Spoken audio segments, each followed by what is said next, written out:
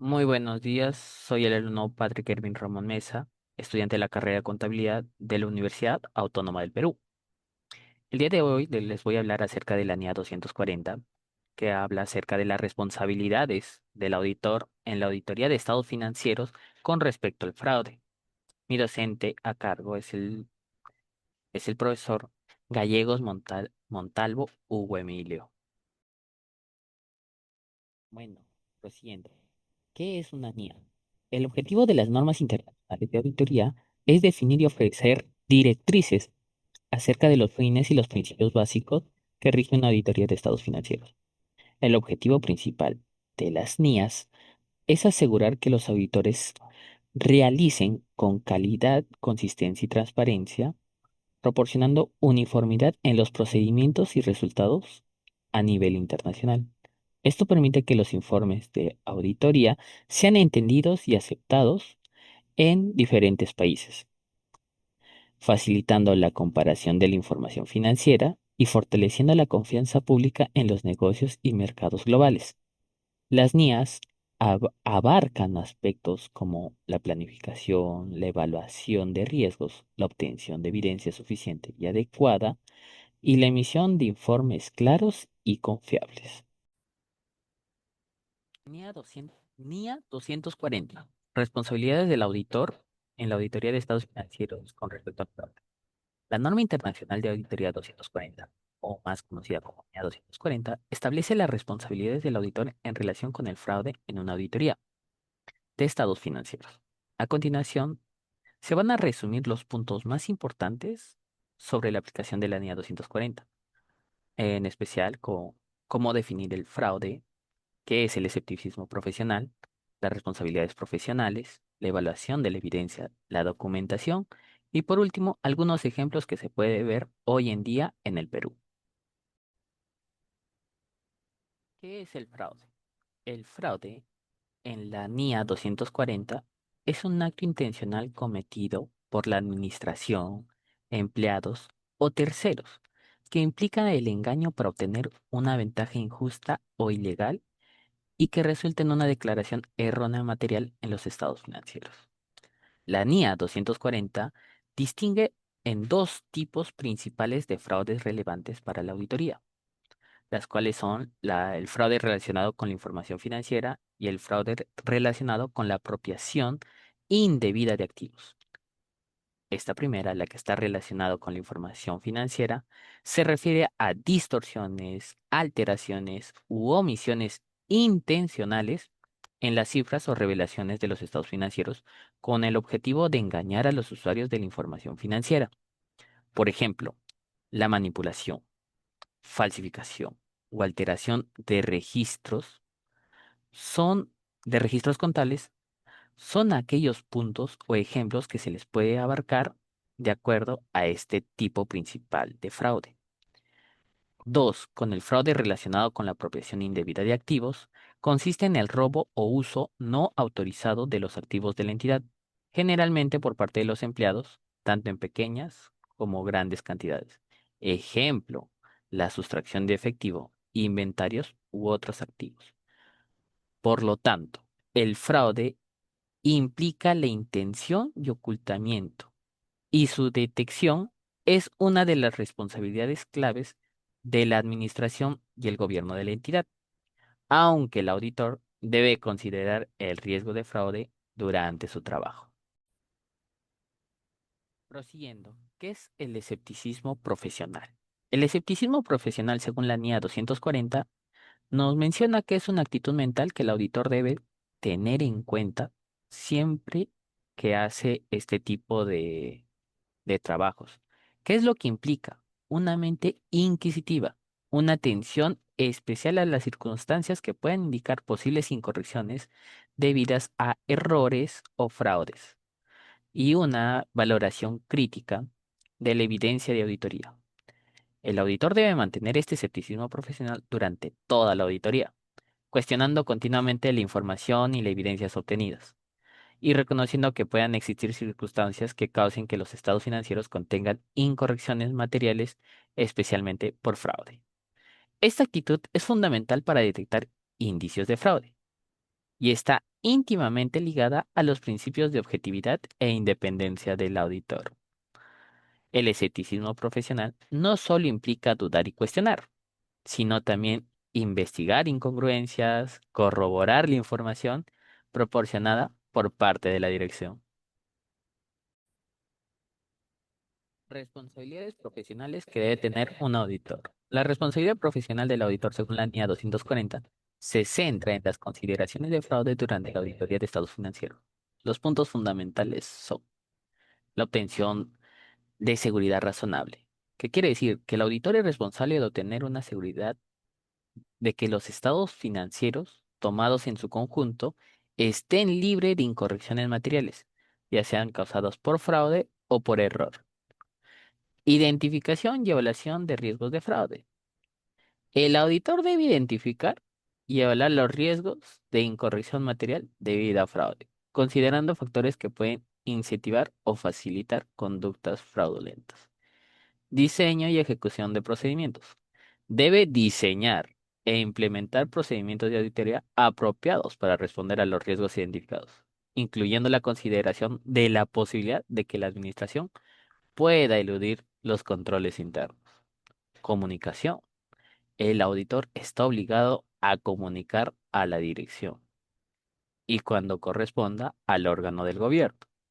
Cualquier fraude identificado o sospechado que tenga importancia relativa.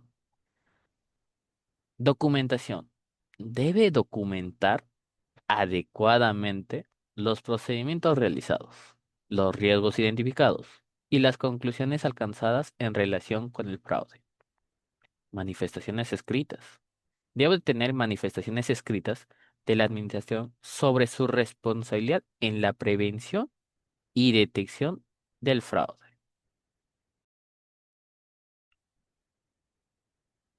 Evaluación de la evidencia. La evaluación de la evidencia, según la NIA 240, es un proceso fundamental para que el auditor determine si los estados financieros presentan incorrecciones materiales debidas a fraude.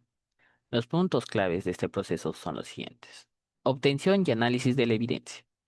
El auditor debe obtener evidencia suficiente y apropiada mediante procedimientos diseñados para identificar y responder a los riesgos de fraude.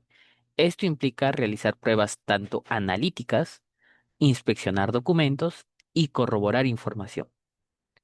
Valoración de la intencionalidad. El auditor debe evaluar si las incorrecciones detectadas son el resultado de errores accidentales o de fraude intencionales. La diferencia radica en la intención de ocultar o distorsionar la información financiera. Consideración de indicadores de fraude.